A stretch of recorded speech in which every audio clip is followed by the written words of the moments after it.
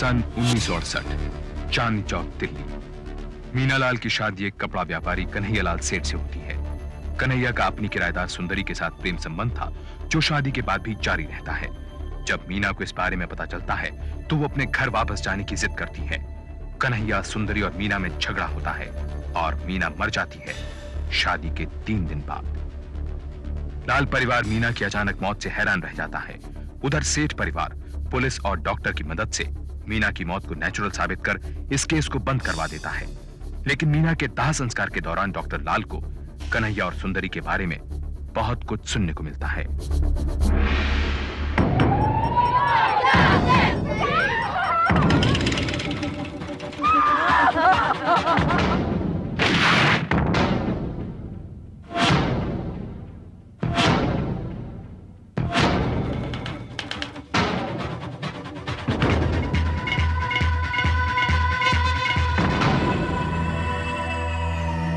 Start करने लगे कि उन्होंने मीना की मौत की रात कुछ देखा या सुना था, लेकिन सभी लोगों ने पराई आग में हाथ जलने के डर से अपने दरवाजे उन पर बंद कर दिए।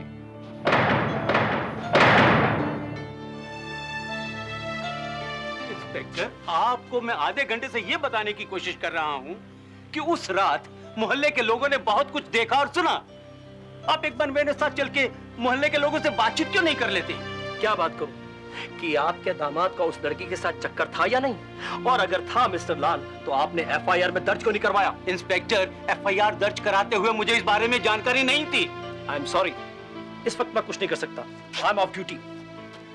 इंस्पेक्टर, मेरी बेटी की मौत के जिम्मेदार आप सब लोग हैं। मैं एक को नहीं छोड़ूंगा, सबको देख लूंगा।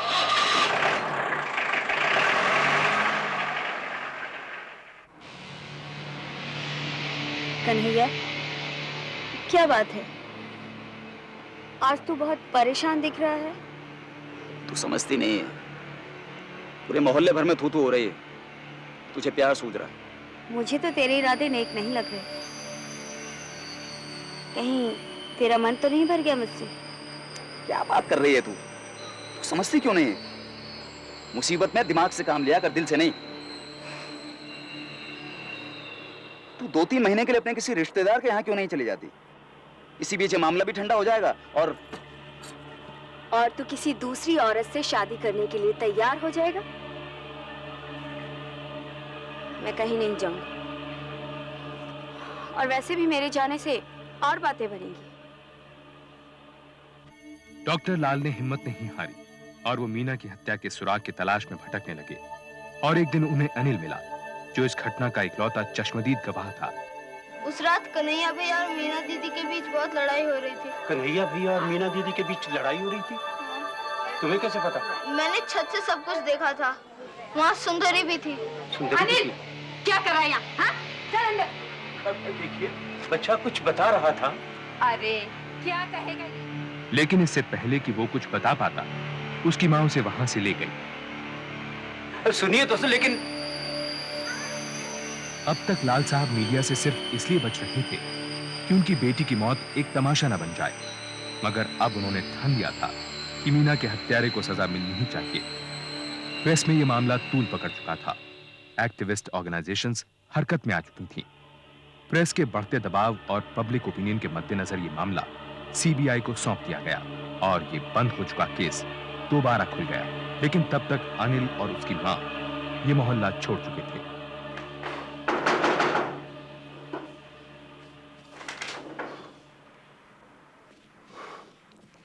सेठ साहब, अब मैं कुछ नहीं कर सकता। भलाई इसी में है कि कन्हैया को कुछ दिनों के लिए यहां से बाहर भेज दिया जाए। मामला मेरे हाथ से निकल चुका है। I am really very sorry. अब मैं चलता हूं।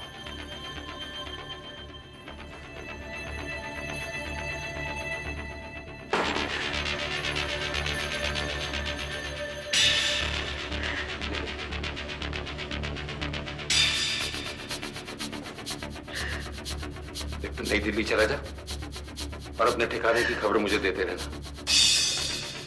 तब तक मैं तेरे दुबई के टिकट का इंतजाम करवाता हूँ। और सुंदरी, अभी तुझे उसी की सूझ रही है। सारे घर में आग लगाकर तुझे चैन नहीं मिला।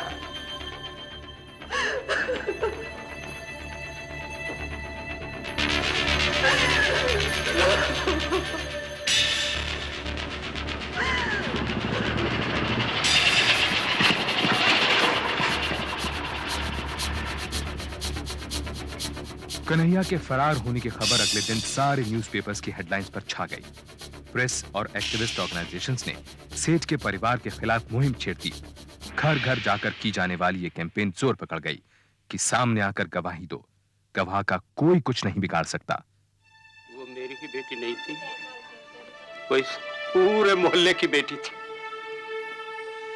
इन्हीं गलियों में आप लोगों की उंगलियां पकड़कर ही वो बड़ी हुई। आप लोग सब कुछ जानते हुए भी इस मामले में कुछ नहीं बोलेंगे।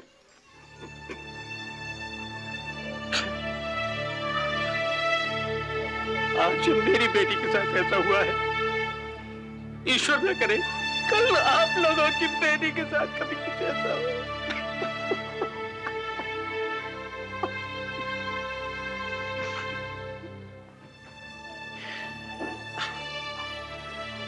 मेरी बेटी को 3 दिन के बाद ही उसकी शादी की उसको मार डाला गया।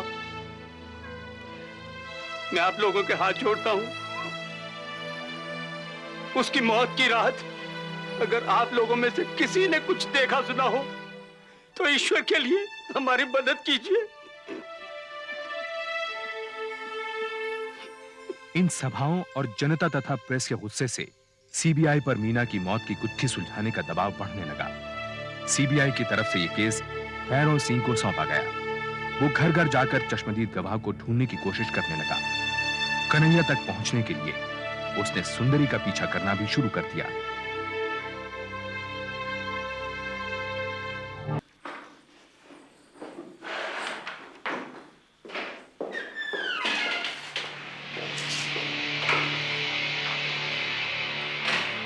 ये सुंदरी नाम की लड़की आप ही के ऑफिस में काम करती है?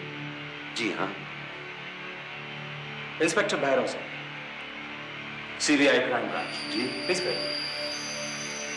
देखिए, मैं इस लड़की के डेस्क और ड्रॉर की तलाशी लेना चाहता हूं। मगर बात क्या है?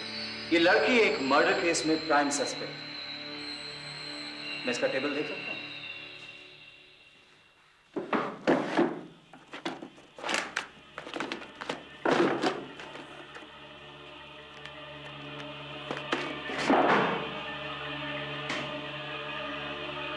अच्छा, एक बात बताइए, आपने कभी इस आदमी को सुंदरी से मिलते जुलते देखा है? जी हाँ, ये अक्सर इसे यहाँ लेने आता है। एक बार तो ड्रिंक करके आ गया था और सुंदरी से ऊंची ऊंची आवाजों में बातें करने लगा जैसे वो इसकी बीवी लगती हो। बाद में मैंने सुंदरी को वार्निंग देकर छोड़ दिया। ठीक है, अब कभी ये दिखाई दे तो मुझे इन्फॉर्म कर दीजिएगा प्लीज। इसकी नौबत नहीं आएगी। मैं सुंदरी को नौकरी से निकाल रहा हूं। Anyway, thanks. सुंदरी को नौकरी से निकाल दिया गया। वो जगह जगह नौकरी की तलाश में भटकने लगी। भैरव सिंह ने ख्याल रखा कि सुंदरी को कहीं नौकरी ना मिले। वो सुंदरी का लगातार पीछा करने लगा और एक दिन एक फोन करना है।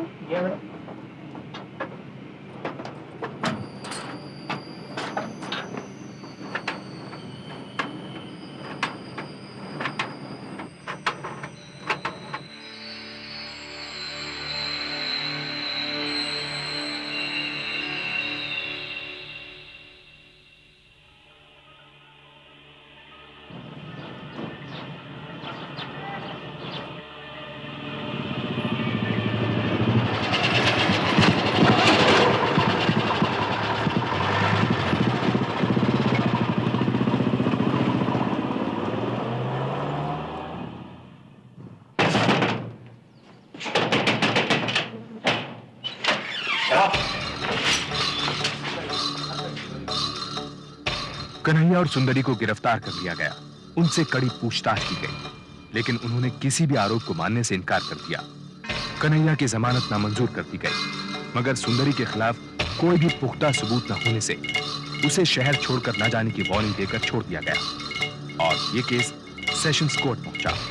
मीना की मौत के करीब 9 महीने बाद सीबीआई ने उस वक्त के बेहतरीन लॉयर रघुवीर टंडन को अपना वकील नियुक्त किया। कन्हैया की तरफ से वकील थे बलदेव राठौर। कन्हैया ने सुंदरी के साथ किसी भी नाजायज संबंध को झूठा बतलाया। ये सरासर गलत है। शादी से पहले या उसके बाद सुंदरी के साथ मेरा ऐसा वैसा कोई रिश्ता नहीं रहा और शादी में भी वो सिर्फ इसलिए थी क्योंकि वो हमारी किराएदार थी। कन्हैया, मीना के पिता ने तुम्हारे खिलाफ यह इल्जाम लगाया है कि उस रात तुम और सुंदरी दोनों ने मीना से झगड़ा किया और बाद में उसका कत्ल कर दिया। क्या बकवास है ये? उस रात बहुत गर्मी थी, मैं छत पर सोने चला गया। मैंने मीना से भी कहा कि चल छत पर सोते हैं, वो मानी नहीं। सुबह करीब 5 बजे मेरी आंख खुली, मच्छर काट रहे थे। मैं नीचे आया तो देखा मीना पेट के बल लेटी हुई है और उसको दौरे पड़ रहे हैं। मुझे कुछ भी समझ में नहीं आया। मैं नीचे गया घबराकर और बाबूजी को बुला लाया। उन्होंने फिर आकर मीना को सीधे लिटाया। मीना किस हाल में थी? उसके मुंह से झाग निकल रहे थे। और उसकी गर्दन पर कुछ निशान थे? जी नहीं। ये झूठ बोल रहा है। उसकी गर्दन पे निशान थे, शरीर नीला पड़ चुका था और अकड़ गया था। इससे साफ जाहिर था कि मेरे पहुंचने से 2-3 घंटे पहले ही उसकी मौत हो चुकी है और यही वजह थी इन्होंने मेरी बेटी को दुल्हन की तरह सजा रखा था। हमें कुछ छिपाने की जरूरत नहीं थी, बल्कि मीना उस बीमारी से मरी जो लाल साहब ने हमसे छिपाई, एपिलेप्सी।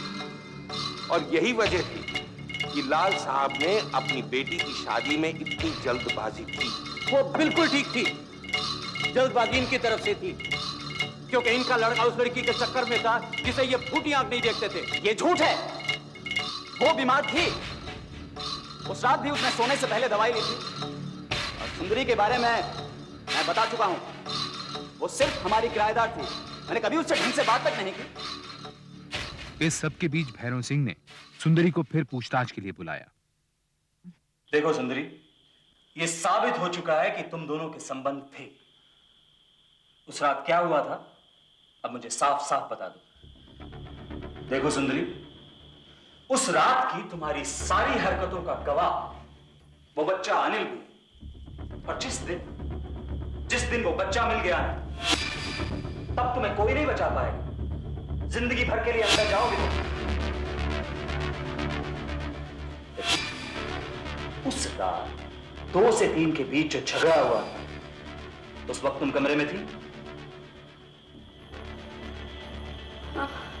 और कौन था? मीना और कन्हैया। झगड़ा मीना और तुम दोनों के बीच हुआ था? हाँ, लेकिन मीना उस समय जिंदा थी। फिर मैं और कन्हैया छत पर सोने चले गए। सुबह 5 बजे कन्हैया नीचे आया। उसने मुझे आवाज दी। मैं जब नीचे गई तब तक मीना मर चुकी थी। कन्हैया बहुत डरा हुआ था। सारा तकिया खून और थूक से लथपथ था। उसने कहा मीना दौरे पड़ने से मरी है। कन्हैया के कहने पर मैंने मीना के कपड़े बदले, तकिए और चादरें हटा दी। बस उसके बाद फिर मैं अपने कमरे में चली गई। लेकिन तुम लोगों ने उसका मेकअप क्यों किया? उसे इतना सजाया संवारा क्यों? क्योंकि उसका सारा शरीर नीला पड़ चुका था।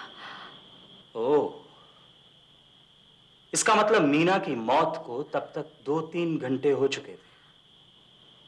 देखो सुंदरी, तुम्हें ये सारी बातें कोर्ट में कहनी होगी। लेकिन जब तक भैरव सिंह सुंदरी के नाम का वारंट लेकर पहुंचा, तब तक वो जा चुकी थी, न मालूम कहां। सुंदरी के जाने से कन्हैया के मर्डर करने का मोटिव जा चुका था। रघुनाथ टंडन के पास अब एक ही चारा बचा था कि मीना की मौत को अननेचुरल साबित कर दें। और एपिलेप्सी के फिट में आदमी उस तरह से नहीं चिल्लाता जैसा कि मीना चिल्लाई थी। उसके आसपास तमाम किस्म की दवाइयां पाई गई। उस रात भी उसने दवाई ली थी। हो सकता है ये उसी का रिएक्शन हो। उसका पेट खाली था, योर ऑनर। ये पोस्टमार्टम की रिपोर्ट से जाहिर है। और फिर उसकी गर्दन पर पड़े हुए निशानों के बारे में आप कह रहे हैं। इंस्पेक्टर बग्गा के अनुसार वो निशान उसकी गर्दन पर तब पड़े जब उसके घर वालों ने उसको रिवाइव करने की कोशिश की।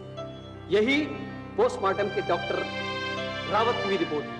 पोस्टमार्टम जानबूझकर मौत के 12 घंटे के बाद किया गया योर ऑनर, और तब तक ये पता लगाना भी मुश्किल था कि ये निशान मौत के पहले के हैं या बाद के। और इंस्पेक्टर बग्गा ने तो ना फिंगरप्रिंट्स उठाए हैं योर ऑनर, और ना ही लाश की कोई फोटोग्राफ खींची, और बिना पूरी तरह से इन्वेस्टिगेशन किए केस को बंद करवा दिया गया। जबकि डॉक्टर लाल बार बार ये कहते रहे हैं कि उस रात पूरे मोहल्ले ने चीखें सुनी है। इंस्पेक्टर बग्गा का बयान गलत साबित पाया गया। उसको अगले ही दिन सस्पेंड कर दिया गया और यह केस शायद रहस्य ही बनकर रह जाता अगर इंस्पेक्टर भैरव सिंह को वो सबूत नहीं मिलता जिसकी उसे बेसब्री से तलाश थी। अच्छा बताओ, तुम्हें वहां से सीधे नजर आ रहा है कन्हैया का कमरा? जी बिल्कुल, अभी वहाँ कोई नहीं है। और उस रात? मैंने वहाँ कुछ नहीं देखा था, अनिल ही देखता रहा और अनिल ने मुझे कुछ नहीं बताया। तुमने पूछा नहीं? उस रात वो बहुत डरा हुआ था। उस दिन के बाद वो और उसकी माँ मोहल्ला छोड़ के चले गए। अच्छा एक बात बताओ बेटा, तुमने उस रात कुछ सुना था? कोई आवाज? हाँ, एक लड़की की आवाज, नहीं 2 लड़की की चिल्लाने की आवाज सुनी थी। अच्छा हमें बताओ कि क्या सुना था, कैसी आवाज थी? मुझे छोड़ दो, मुझे जाने दो, मुझे छोड़ दो। भैरव सिंह को मालूम हो गया कि अनिल और उसकी मां वापस लौट आए हैं और मोहल्ले वालों ने सेठ परिवार के डर से उन्हें छुपाए रखा। देखो डरते नहीं, तुम्हें किसी से भी डरने की कोई जरूरत नहीं है। चलो अब आराम से हमें बताओ कि उस रात तुमने क्या देखा। शाबाश।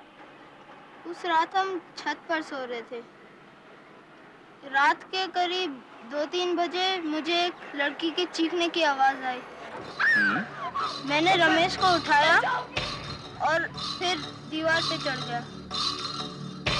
वहाँ से मुझे कन्हैया भैया का कमरा साफ नजर आ रहा था। खिड़की खुली थी, बत्ती भी जल रही थी। अंदर कन्हैया भैया के साथ सुंदरी भी थी। वो दोनों मीना दीदी के साथ लड़ाई कर रहे थे। फिर भैया ने मीना दीदी को पलंग पर ढकेल दिया। फिर कन्हैया भैया ने तकिया उठाया और मीना दीदी के मुंह पर रख दिया। फिर सुंदरी ने भी तकिया पर जोर लगाना शुरू किया। काफी देर तक उन दोनों ने तकिया दबाया रखा। फिर मीना दीदी ने छटपटाना बंद कर दिया। फिर अम्मा ने हमें बुलाया और सोने को कहा। अनिल बेटा, तुम जहां से ये सब कुछ देख रहे थे वहां से सुंदरी और कन्हैया की शक्ल भी देख पा रहे थे? नहीं। इसका मतलब कि तुमने सिर्फ उनकी पीठ देखी?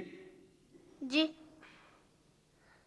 योर ऑनर, इस हादसे को 1-1.5 साल गुजर चुका है। क्या हम एक 11 साल के बच्चे की याददाश्त को एविडेंस मान सकते हैं?